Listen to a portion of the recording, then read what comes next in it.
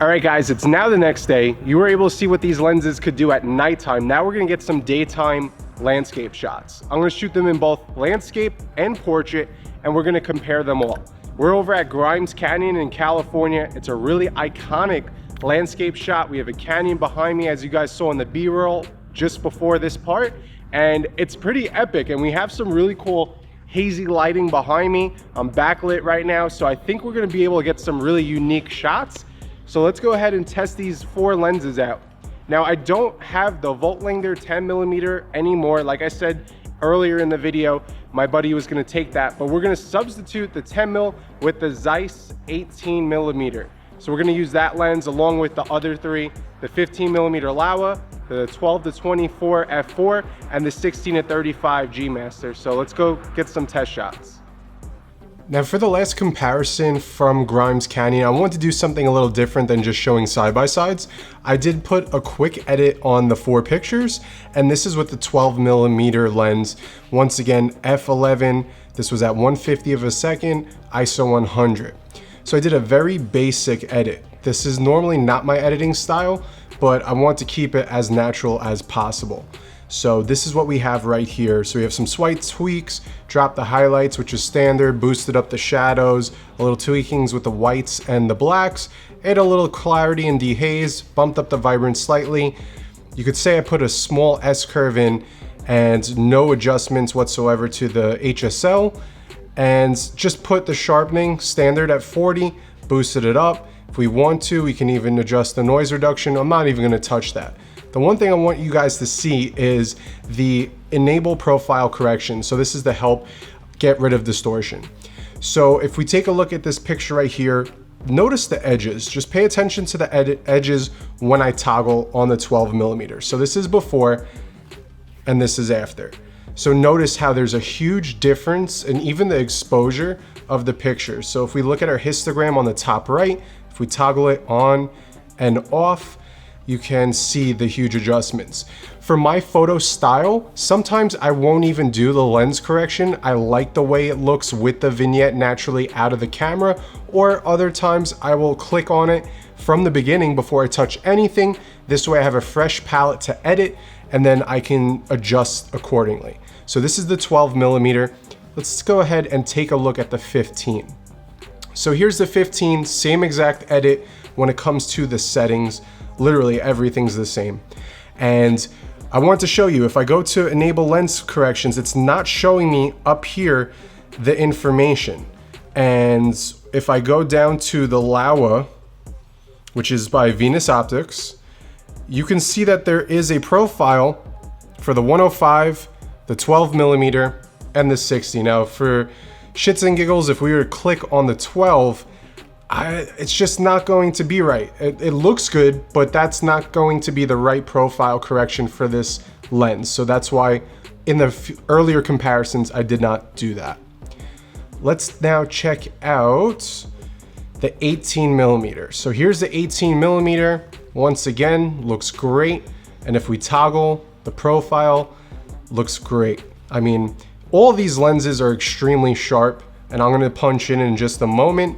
Let's check out the 16-35. Look at the edges. On, off, on, off. Now look at the bush. If we look at the bush, that's the profile correction. So let's go back to the 12 and let's just zoom in and check out the sharpness once it loads up. And as you guys could see, very sharp in the center. Not gonna really go over to the edges and pixel peep right now, but overall, beautiful lenses across the board.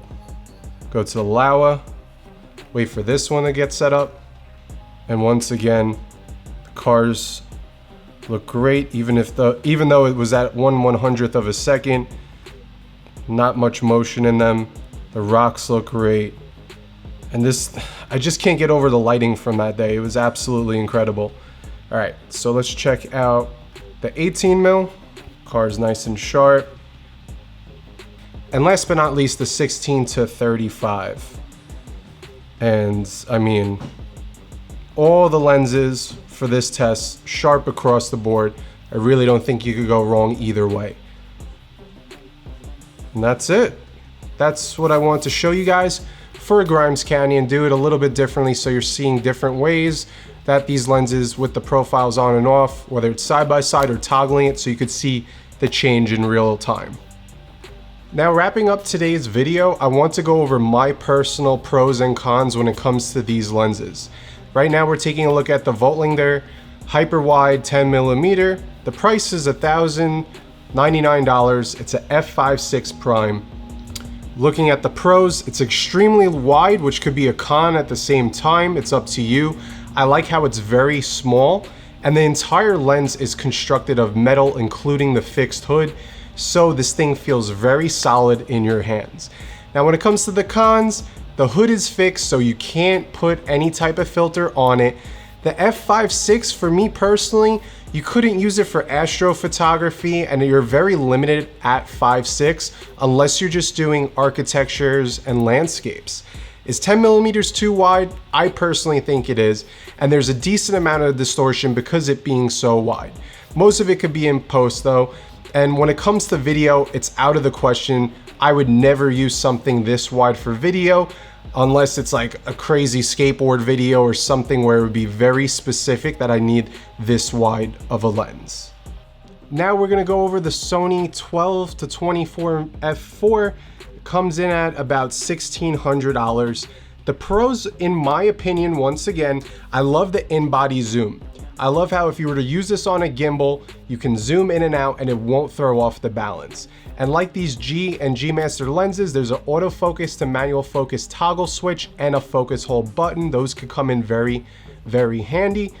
This one was also very small, only weighing about 1.25 pounds, and it's great for landscapes and architecture. Now, the cons, just like the Vogitlander, it has a fixed hood. It's constructed of plastic. Most of the lens feels plasticky, but very, very good quality at the same time. It's an f4, so you can't really use it for astrophotography, and the video's limited. I never go wider than 20mm, but usually for my wide establishing shots, I'm at 20 to 24. So for this, when it comes to video and my style, because I like having a very versatile lens, can't really use this lens, at least in my opinion, for my style of run and gun shooting. Now, the Venus Optics Laowa 15mm zero distortion comes in at only $850, and as you guys know, this is cheap for Sony Emount lenses. Now, it is fully manual, and so is the Vogitlander. There are no autofocus features on them, so I apologize if I didn't mention that earlier in the video about the Vogitlander.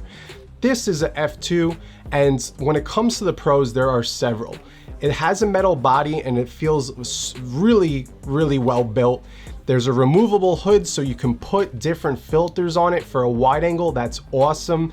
There's barely any distortion whatsoever, and I will show at the end of this video some real estate samples real quick, just a panning motion with all these lenses so you could see how the distortion is. The aperture ring can be declicked if you want to change the aperture without it clicking, obviously. It's amazing for astrophotography with that fast f-stop, real estate, landscapes, and establishing shots. And it actually rendered out brighter pictures. I noticed the color was a little different and it wasn't bad. And the image looked brighter when I would compare these lenses and set them all up on the same settings. Now the cons, once again, because it's a prime, video's limited, only getting wide establishing shots, and it's the heaviest out of all the lenses almost. Besides the Gmaster, it comes in at almost 2 pounds. It's not personally an issue for me, but some people like to complain about the weight, so I figured I would mention it for this lens. And also I read up that there is barely any chromatic aberration, and there's a ton more specs that you guys could check out in the description below. Now, when it comes to the Zeiss Batis 18mm, it's about $1,500 and it's a prime lens f2.8, so it's very fast. It's the lightest of all the lenses. It weighed less than a pound, and I thought the OLED display for focal distance and depth of field was really cool, especially if you're into astrophotography. It's really bright, and I think it's a really cool feature that more companies should incorporate in their lenses. So this lens, it's great for vlogging, video for establishing shots, astro, landscapes. Like I said, the lens hood's detachable, so you can use different filters. and there's very little distortion. Now, when it comes to the cons, 18 millimeters for me is like a strange focal range. The length isn't wide enough and it's not tight enough. It's just in the middle. Like for my wide shots, for pictures, 16 I really want at the very minimum. And once again, video is limited. And last but not least, the Sony 16 to 35 millimeter G-Master lens. This is the most expensive, almost $2,200, and it's a f2.8 zoom lens. It's well built, has the autofocus, manual focus switch, and the focus hold button. This is the most versatile lens, I believe, when it comes to gimbal work. I use Super 35 mode all the time at 35 millimeters, and I get that 1.5 crop, and on 4K, it looks great. I'll even stack clear image zoom with it and get 3.5 times zoom, so this lens is awesome for that. It's great for landscapes, astro, real estate, and even portraits at 35 millimeter, like lifestyle shots at f2.8. It's not extremely buttery like a f1.4 or a 1.8, but it's good enough, and it's very sharp. The cons, of course, it's gonna break the bank, burn a hole in your budget.